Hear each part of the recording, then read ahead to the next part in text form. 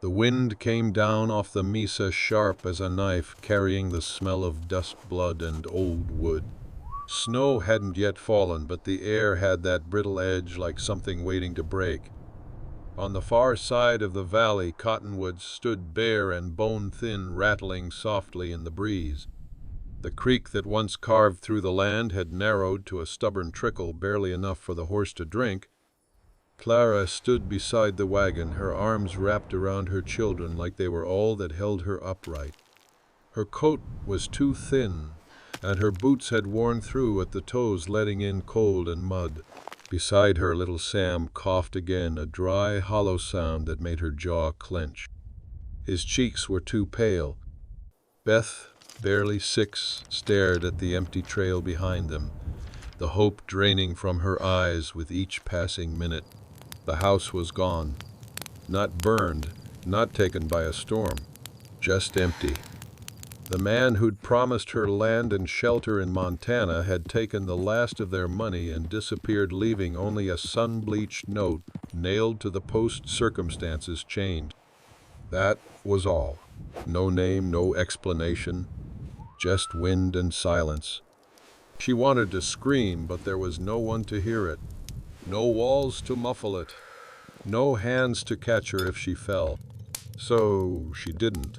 She just stood there, jaw tight, one hand on Beth's shoulder, the other pulling Sam close. The wagon creaked behind them. The mule, old and slow, let out a grunt like it felt the weight of her sorrow too. The sky stretched on forever, cold and wide and cruel. That night, Clara kept the children tucked close under what remained of their quilts, the fire no more than a few flickering twigs. The wind kept coming.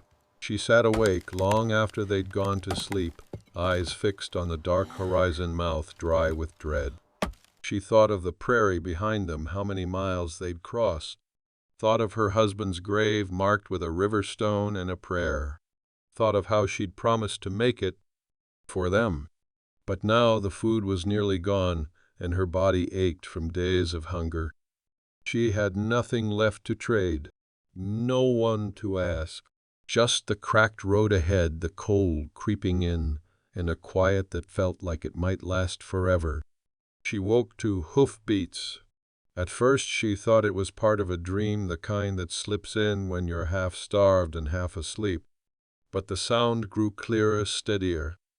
Then the mule brayed loud and sharp. Clara sat up, heart kicking against her ribs, hand already moving to the hunting knife tucked near the bedding. Sam stirred beside her. A figure came through the dawn light. Tall, broad-shouldered, on a bay horse that moved slow like it wasn't in a hurry. The man wore a long duster, dust-caked and torn at the hem, and a battered hat pulled low. He said nothing as he approached, just scanned the scene, the children, the broken wagon, the useless mule with eyes like riverstone. Clara stood, the knife hidden behind her skirts. He dismounted with the careful grace of a man who'd spent more time in the saddle than out of it. His boots hit the earth with a soft crunch. "You headed somewhere?" he asked, voice rough but not unkind. Clara studied him. The way his hand rested near the butt of his revolver, not on it. The way his eyes flicked to Sam's cough, to Beth's chapped lips, to the brittle wood of their so-called fire. "We were," she said. "Now we're here." A beat passed. Then he nodded. "There's a ranch about 7 miles north. Mine. Got empty beds and stew on the stove. Not asking you to trust me, but there ain't much else out here." Clara didn't speak. Her mind fought between pride and fear, between the instinct to protect and the gnawing knowledge that this man might be their only chance. Beth tugged at her sleeve. "Mama," she whispered, "I'm so cold." The man didn't move closer, didn't press. He just waited. "What's your name?" Clara asked. He took off his hat. His hair was dark, streaked with gray at the temples. His face was weather-worn, scar down the left cheek, like a line drawn by God himself. "Call me Eli." She didn't thank him. Not yet. But she turned to the children and began to gather their things. Eli rode slow, letting the mule keep pace, though it tested his patience. The animal was more bone than muscle, its ears twitching with every gust of wind. Clara walked beside the wagon, one arm around Sam, while Beth clutched the edge, her boots dragging through dry grass and packed earth. The cold bit deeper now, but at least the sun had risen, laying gold across the frost-hardened plains. Eli stayed a few strides ahead. He didn't talk much, and Clara didn't ask questions. But she watched him. The way he scanned the horizon, how his hand sometimes hovered near the saddle-horn, fingers twitching like they remembered old fights. He was quiet, but not aimless. Every movement had weight. By the time the ranch house came into view, Clara's legs burned and her throat was raw. The house was simple, long and low against the hillside, with a corral and 2 sheds off to the left. Smoke rose from the chimney, thin and blue. Chickens scratched in the frost-covered yard, and a pair of cows stood close to a fence made of crooked timber and wire. Beth pointed with a shivering hand. "Mama, look, real chickens." Clara managed a faint smile. "Yes, baby. Real ones." They reached the porch. Eli dismounted, tied the horse, and motioned for her to bring the children in. His boots thudded on the boards as he pushed open the door. The inside smelled of coffee and meat broth. Warmth settled over her shoulders like a blanket. Sam coughed once, then again, but already the tightness in his chest sounded looser. A kettle hissed on the stove. A gray dog lifted its head from the hearth, gave a lazy wag of its tail, then lay back down. "There's a room down the hall," Ellie said. "Used to be my sister's. Ain't much, but it's got a stove and 2 beds. Clara hesitated. "Why are you helping us?" He didn't look at her when he answered. "Because I've been cold before." She held his gaze a moment longer, then led the children down the hall. The room was plain. White curtains, faded quilts, a chipped basin on the table. But it was clean, warm. Clara peeled off their coats and shoes, hung the damp clothes by the stove, and eased the children under the covers. Sam's eyes had already closed. Beth blinked up at her with a sleepy smile, her lips barely moving. "He's nice," she whispered. Clara brushed the girl's hair back from her forehead. "We don't know him yet."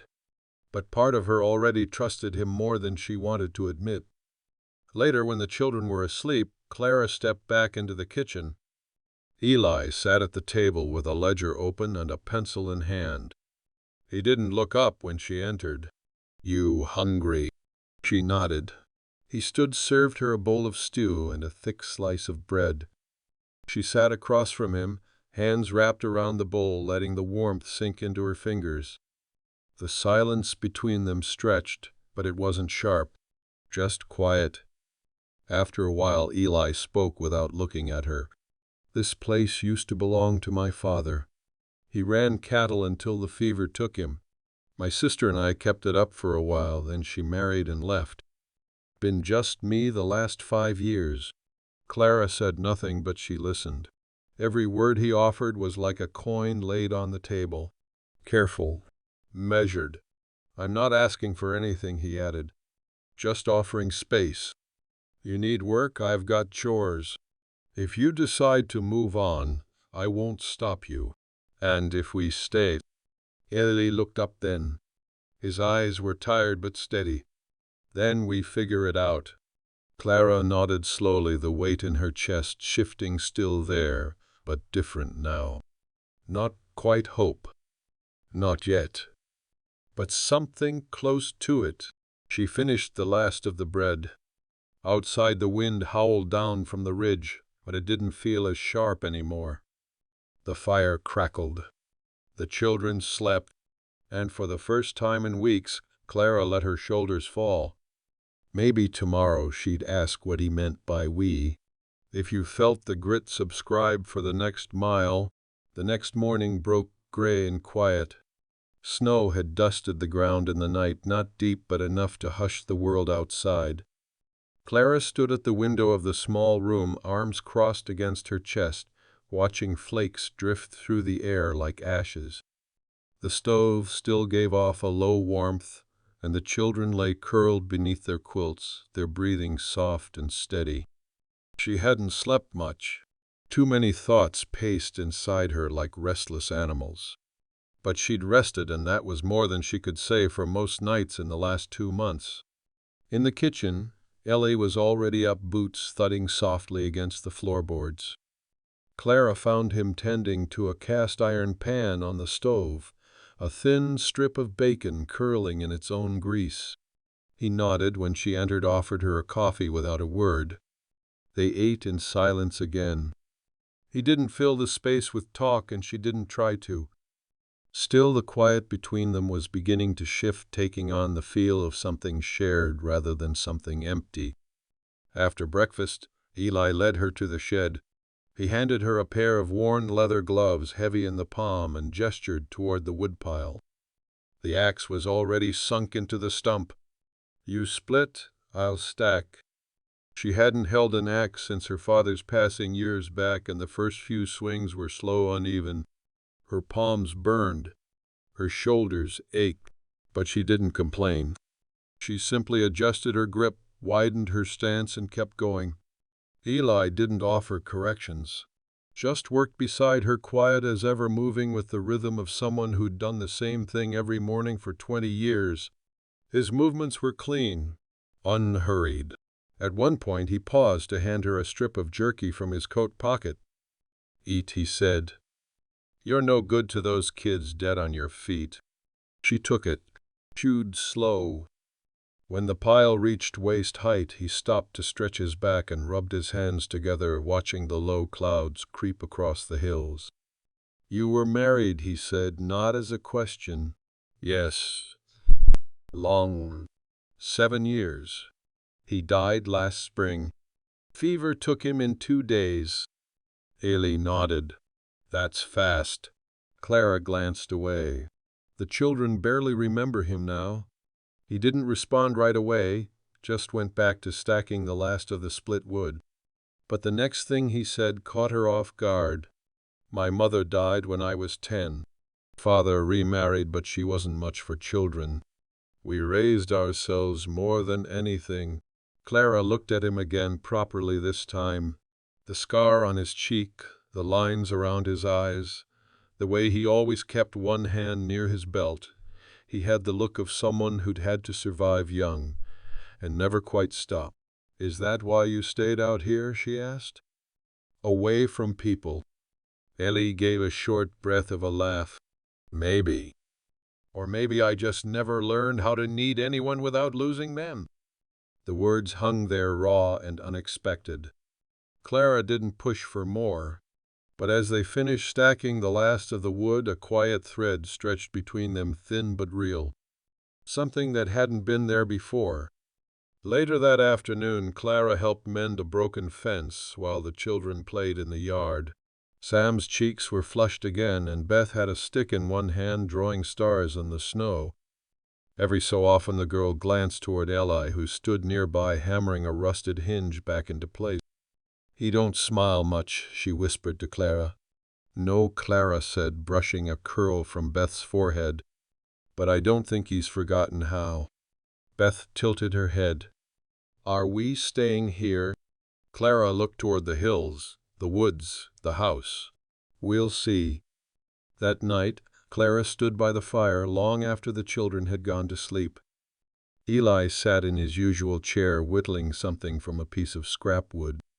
The dog lay at his feet. She watched the flicker of the flames play across the walls and listened to the steady scrape of Eli's knife.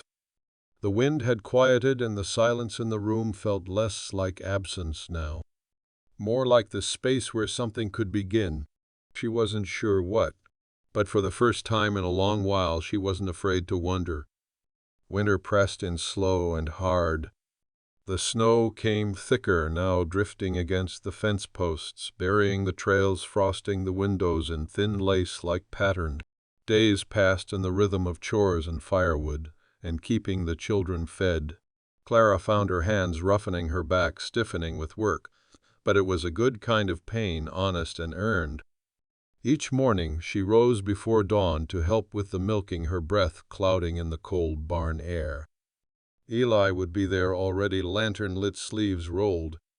They worked shoulder to shoulder in quiet, the only sound the swish of milk into buckets and the soft huff of the cows. Occasionally he'd offer her tips, never unkind, always simple and clear. She began to learn without thinking how to spot a sick heifer, when to pull ice from the troughs, how to read the sky for weather. One morning, as she wiped her hands on a rag, Eli looked up from where he stood checking a latch. "You do good work," he said. Clara blinked, caught off guard by the sudden praise. "I wasn't sure I would. Most don't last out here. Not when it turns this cold. But you don't flinch." She didn't answer right away. Then there's nothing left to flinch for. Eli watched her a moment like he wanted to say more. But instead he turned back to the stall and said, "Only breakfast'll be ready soon." Later that week a letter arrived. Eli found it rolled tight and shoved under the fence post, wrapped in oilcloth. He didn't say who it was from, just unfolded it by the fire with a crease between his brows. Clara didn't mean to look, but she caught the edge of a name, Thomas Calhoun, before he tucked it into his coat pocket. That night he drank a little more than usual. Not drunk, but different. Slower. He took the long way around the barn and stayed out past dark, returning with snow clinging to his boots and his jaw tight. She asked nothing, but when he finally spoke it was low and hoarse. "My brother wants the land, says I should sell while it's still worth something. He's back east, got his fingers in banks and railroads. Thinks I'm wasting my life playing farmer." Clara looked at him. "Are you?" He met her eyes. "I was. Wow. Maybe not now." That silence again, deep and full of something unspoken. The fire popped, throwing sparks into the dark. The dog stirred in its sleep. Clara took a breath. "You don't have to explain yourself to me." Eli looked away. "Maybe I want to." The next morning, Clara found a small bundle by her door. Inside was a pair of thick wool socks, hand-darned, and a child's scarf mended with careful stitches. No note. Just left there like a man trying to speak without words. She wore the socks to the barn that day. Her feet stayed warm for the first time all winter. As the days passed, the walls between them softened little by little. They began to share meals at the same table instead of opposite ends. Clara told stories of Missouri, of the old church with broken windows, the neighbor who played the fiddle so loud you could hear it for miles. Eli chuckled, once low and rough, and the sound startled them both. Sam took to following him around the yard, asking questions about the horses. Beth began drawing pictures in the frost on the windows. One of them showed a house with 4 figures holding hands. Clara didn't ask who the fourth was. She didn't need to. Still, something lingered under the surface. A question neither dared ask. One evening, as they sat by the fire, Ellie spoke without looking at her. "You ever think about leaving once the snow melts?" Clara stared into the flames. Her voice came out quiet. "Almost every day. But then I think about what's out there. And what's here." Ellie nodded slowly. "Same for me." She wanted to say more, but a knock came at the door, sharp and unexpected. Ellie rose. Clara stood too, instinct tightening her stomach. Outside, a man in a long coat stood in the snow, his horse steaming beside him. He tipped his hat, but there was nothing warm in the gesture. "Evening," the man said. "I'm looking for a woman traveling with 2 children. Says her name's Clara." The cold that had lived inside her for months returned in a single breath. Eli didn't answer right away. He stood still, one hand on the doorframe, eyes fixed on the man like he was measuring a rattlesnake strike. Clara felt her blood thrum in her ears. She stepped forward, slow and steady, until she stood behind Eli. The man saw her and smiled, thin, sharp. "There you are," he said, like he was greeting a stray dog that finally turned up. Clara's voice was low. What do you want, Matthew?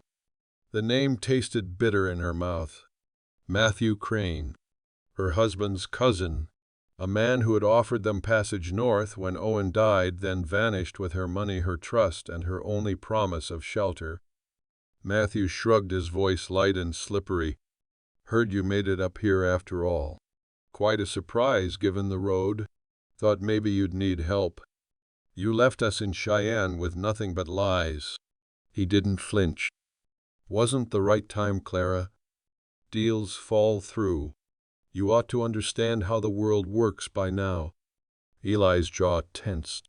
You here to apologize you picked a bad day. Matthew ignored him. Actually, I came to offer a second chance. I've got a line on land near Billings. Better land.